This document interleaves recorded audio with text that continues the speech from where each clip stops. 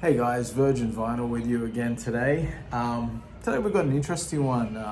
We've got a band that is, I would say, pretty much emblematic of 70s prog rock. When people talk about classic prog rock, certain bands come to mind. Of course, Yes, of course, King Crimson, Jethro Tull maybe, but also the one that for many people is, I know a lot of people, this is their number one of that whole movement, and that's Genesis. Today, I've got this old beat up but original. I think it's an American pressing. But it's beat up as hell. It's like kind of warped here and stuff like that. But it plays great, no problems there. Genesis is an interesting band for me because they, I always kind of had a casual liking for them, but I didn't have the same passion for them as I did for bands like Yes or King Crimson or Jethro Tull or that kind of thing. So. I had Foxtrots, which I kind of liked, and had Selling England by the Pound, which I kind of liked. I had listened to some of their other albums as well, and it was like, yeah, it's fine, but it didn't really excite me. It didn't seem to have that same bombastic darkness that those other bands had that I mentioned. But the funny thing is, I had really overlooked Nursery Cryme, and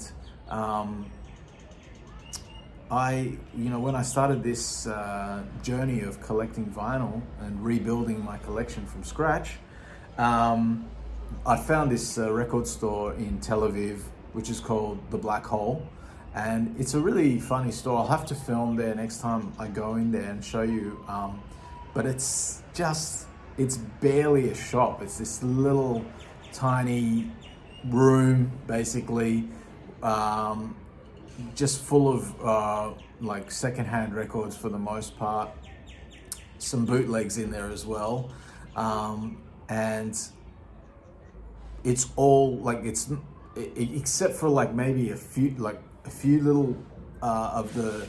He's got like a section of like more famous bands. Those are kind of in order, but everything else is just a big mess and you have to search through it. It's not in order, it's not in genre order or anything, or alphabetical order. You just have to plow through it. And anyway, I was there looking, because the cool thing about this place is you find things really, really cheap. And I found this for I think, what was it? It was either 20 or 30 shekels, which is like in dollars, American dollars, it's like less than $10. Anyway, so I thought, yeah, why not? Let's pick that up. And wow, I have to say, like, this album is the glue that's brought Genesis raging back into my life in a big way. It's funny, I've had this happen to me a couple of times with bands that I was kind of I had a mild appreciation of them, but then you hear a specific album and that album is like the key to unlock everything else and make you appreciate it. And that's what this album is for me. It's, first of all, it's a fucking perfect album. I love this album. It's so fucking good. Like the musical box, what an incredible song. The Return of the Giant Hogweed, but everything. I love every second of this. I put it on, and the time just flies by. I love every second of it. But what it really did for me is unlock the rest of, especially the Peter Gabriel era Genesis, because all of a sudden I was like, oh, I want to hear more of that sound again. So then I put back Foxtrot, and I'm like, holy shit, how did I not notice this? It's like, it just sort of, this was the key that unlocked it. This happened to me before. This happened to me with Rush as well. I was like, kind of like very from, you know, all my teenage years and stuff. And I was like, yeah, very sort of on the fence with Rush. I didn't really get, you know, everybody be like, oh, Moving Pictures is the greatest album ever made, and, you know, oh, you've got to hear Hemispheres, and I'd be like, yeah, it's cool, you know, whatever. And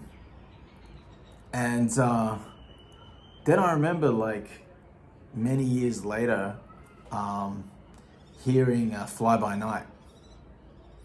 And funnily enough, you know, that album was the sort of code breaker for that band for me as well. It's like, you know, I could hear where they were coming from now, and how they got to Hemispheres, and how they got to Moving Pictures, and how they got to Grace Under Pressure. And like, it's sort of this sort of narrative line made sense now for the band's career. And I've got that now again with Nursery Cryme. This one has just like, now I understand. Like, I understand, you know, their evolution now, and it makes more sense to me musically, and it all clicks. Now it clicks, everything fits into place, and it's thanks to this album. And I've seen, you know, I've watched quite a lot of ranking videos, and, you know, it's like, people will always give this a lot of praise, but it's never number one.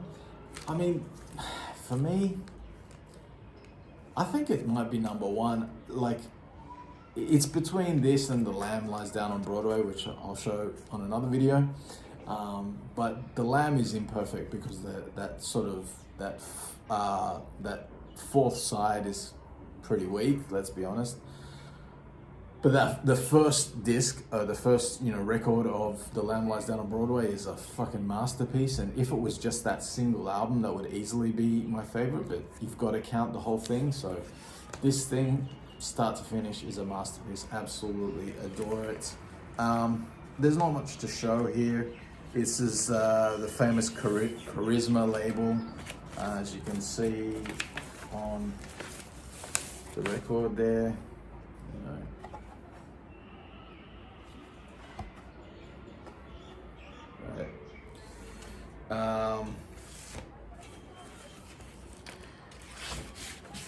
Of course, there's the back, the artwork. No songs written on it or anything like that.